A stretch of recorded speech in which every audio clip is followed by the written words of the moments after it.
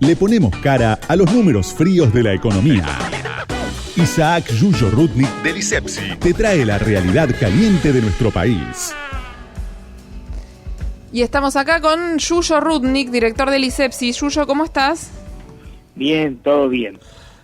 Acá esta semana ha sido muy intensa, usada fundamentalmente por los anuncios del gobierno respecto a la instalación de nuevas imposiciones restrictivas respecto a la circulación de la población ante el salto muy fuerte que van teniendo los casos de contagios, en menor medida de fallecidos y de internación en terapia intensiva, lo cual ha obligado a tomar estas medidas, y lo que estamos tratando de hacer es un seguimiento de cuánto van a ir impactando en el proceso de la economía.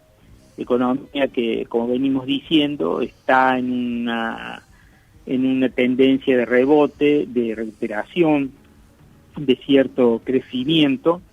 Cada uno de los análisis le da un nombre diferente, pero en realidad lo que está sucediendo es que respecto a los números del año pasado viene recuperándose, viene habiendo una recuperación. El tema es analizar cuánto, o tener un primer pantallazo de cuánto van a influir en ese rebote las restricciones.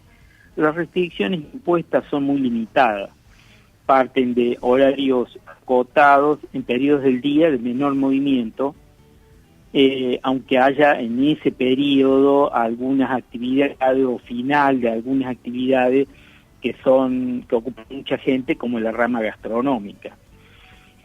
Otra medida importante es la vuelta a la limitación del transporte público, solo para actividades esenciales, que en este caso, a diferencia de las restricciones del transporte público del año pasado, incluyen a toda la comunidad educativa, lo cual genera una mayor amplitud de movimiento, una posibilidad de movimiento mucho más fuerte. Se preservan en todos los casos la inmensa mayoría de las actividades económicas, porque se supone que todas trabajan con protocolo, las fábricas trabajan con protocolo y transportan en colectivos propios a sus trabajadores. Los comercios tienen límites en la posibilidad de que puedas entrar. Los supermercados y los grandes comercios te toman la temperatura de la entrada. Bueno, hay una serie, y no se deja entrar a ninguna persona con barbijo. O sea, hay una serie de actividades que vienen desarrollándose ya con protocolos estrictos y van a seguir sin ninguna limitación.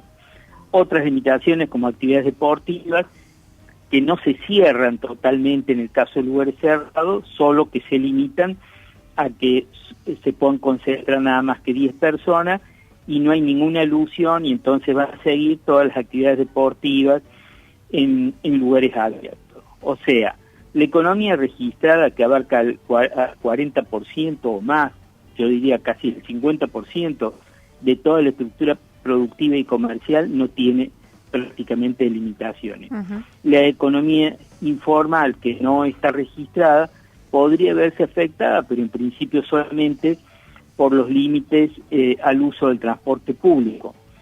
Y habrá que ver cuán estrictos son los controles de la utilización del transporte público por personal no esencial fuera de los horarios fijos. Después hay que ver cómo opera el miedo, perdón, Yuyo, digo también. ¿Cómo? Después habrá que ver cómo opera el miedo en los consumidores, ¿no? Porque la economía tiene mucho también de lo que sienten las personas que andan de a pie por la calle, y cuándo gastan y no gastan, y salen o no salen.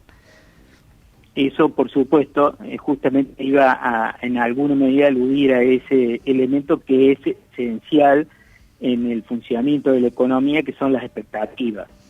En este caso, el primer punto es las expectativas que permitan continuar o hacer crecer el consumo de la población. las expectativas que puedan, negativas, como el miedo, como vos planteás, por ejemplo, a salir a comer, a salir a utilizar o a ser parte de actividades recreativas, aunque sea limitada.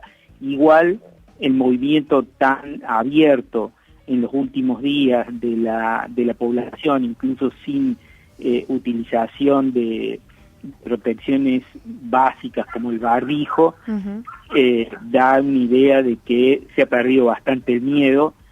Y bueno, hay que ver cómo evoluciona ese sentimiento, si los contagios y las situaciones de presión y de estrés sobre el sistema sanitario, cómo se están desarrollando y qué es lo que genera. Igual, para nosotros, el seguimiento principal lo hacemos o lo deberíamos hacer sobre las consecuencias que puedan tener sobre los sectores de menores ingresos. Estamos hablando de una población que está en el orden del 42% de pobreza y un 10% de indigentes. Son sectores que están en situaciones de mucha fragilidad y que cualquier empujón, cualquier brisa, cualquier situación difícil, cualquier agravamiento de la problemática económica los empuja para abajo.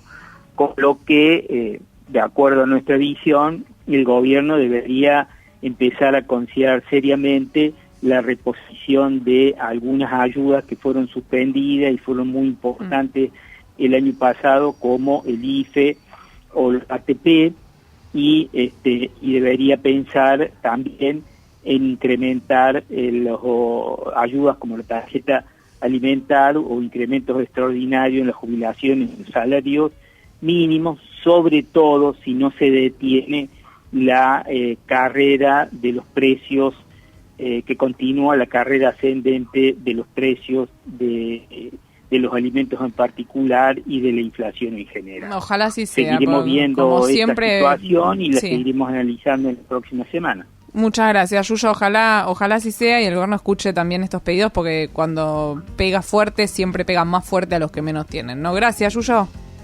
Gracias a ustedes. Era Isaac Yuyo Rudnick, director del ISEPSI. Más información del ISEPSI, ¿dónde? En www.isepsi, la primera con S, después la segunda con C, .org.ar.